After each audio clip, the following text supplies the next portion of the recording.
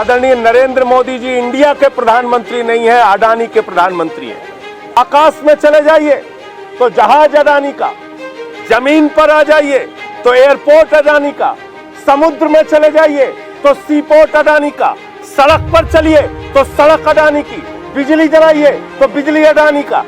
ये सरकार अडानी के नौकरों की सरकार चल रही है, ये उनके नौकरों की तरह काम कर रहे हैं। जिस प्रकार से पिछले कई दिनों से मोदी जी की सरकार सदन नहीं चलने दे रही है, अडानी पर जेपीसी की जांच कराने से भाग रही है, ऐसा लगता है कि भारत के प्रधानमंत्री आदरणीय नरेंद्र मोदी जी इंडिया के प्रधानमंत्री नहीं है, अडानी के प्रधानमंत्री हैं। और ये मोदी जी की जो सरकार चल रही है, ये सरकार अडानी के नौकरों की सरकार चल रही है, ये उनके नौकरों की तरह काम कर रहे हैं। मैं प्रधानमंत्री जी से पूछना चाहता हूं, प्रधानमंत्री जी, भारत के करोड़ों बेटे बेटियों ने क्या गुनाह किया है?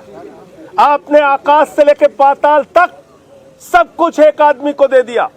आकाश में चले जाइए तो जहाज अडानी का, जमीन पर आ जाइए तो एयरपोर्ट अडानी का, समुद्र में चले जाइए तो सीपोर्ट अडानी का, सड़क पर चलिए तो सड़क अडानी की, बिजली जलाइए तो बिजली अडानी का, पानी पीजिए तो पानी अडानी का, पाताल में चले जाइए तो कोयला अडानी का, गैस अडानी का, स्टील अडानी का, तेल अडानी का, सब कुछ अडानी का। 2.5 लाख करोड़ रुपए का कर्जा आपने अडानी को दे दिया, 86,000 करोड़ का कर्जा उसका माफ कर दिया।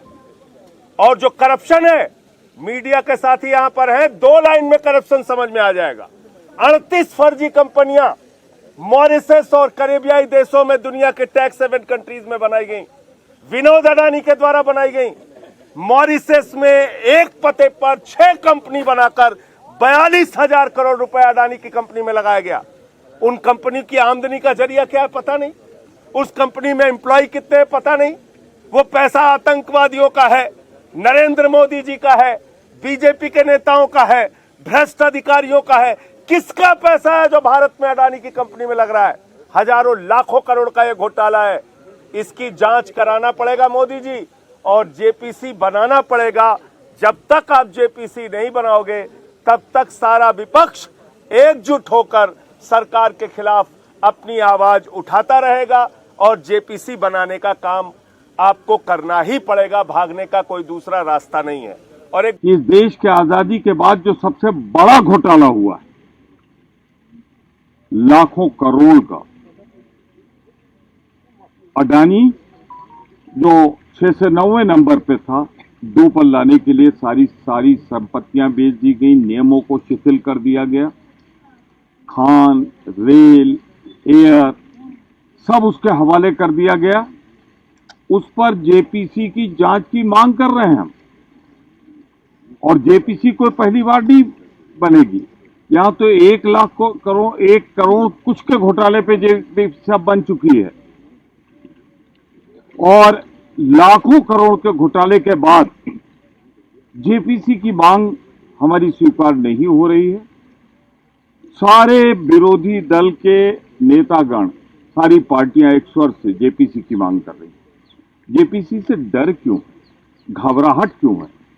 इसलिए कि अगर जेपीसी हुई तो भाजपा के चेहरों से नकाब हट जाएगा, और ऊपर से लेकर नीचे तक जिन्होंने गरीबों के, मध्यम वर्ग के लोगों के हकों को मार के अडानी की तिजोरी में भरा है, पूंजीपतियों की तिजोरी में भरा है, वो भाजपा बेनकाब हो जाएगी। इसलिए भाजपा जेपीसी नहीं मान रही है, और सदन को इसीलिए नहीं चलने दे रही, और मुद्दों से ध्यान हटाने के लिए कि जेपीसी की बात ना हो, हमारे नेता श्री राहुल गांधी के आवास पर कल जो नृशंसता पूर्वक गैर कानूनी ढंग से जमावड़ा किया गया, बड़ी अच्छी पहल शुरू हुई कल से, बड़ी अच्छी पहल। दिल्ली पुलिस की सक्रियता देखिए आप, उन्होंने रैली सभा में की गई बात को संज्ञान में लिया, बहुत अच्छी बात है। भारत के गृह मंत्री छोटे व्यक्ति नहीं है, उन्होंने मेघालय की रैली में कहा संगमा की सरकार देश की सबसे भ्रष्ट सरकार है। अमित शाह जी से पूछताछ करो, जानकारी लीजिए उनसे। भारत के प्रधानमंत्री ने कहा विदेशों से लाखों करोड़ काला धन लाएंगे। काला धन की जानकारी प्रधानमंत्री जी के पास है, उनसे पूछताछ करो। और मैं कह रहा हूं, यहां इतने सारे लोग हैं, हम लोग रैलियों में, सभाओं में, पार्लियामेंट में, बाहर, सोशल मीडिया पे बार बार कह रहे हैं अडानी ने लाखों करोड़ का घोटाला किया, लाखों करोड़ का घोटाला किया। मैं ईडी से, सीबीआई से, सीवीसी से टाइम मांग रहा हूं। चलो कोई नहीं जगा, कम से कम दिल्ली पुलिस जगी है। आज हम लोगों को बुला लो, सारी जानकारी तुमको अडानी के घोटालों की दे दूंगा, उसकी जांच करा लो, कराओ जांच उसकी, पकड़ के लाओ उसको घसीट के अडानी को, पता चल जाएगा सब कुछ।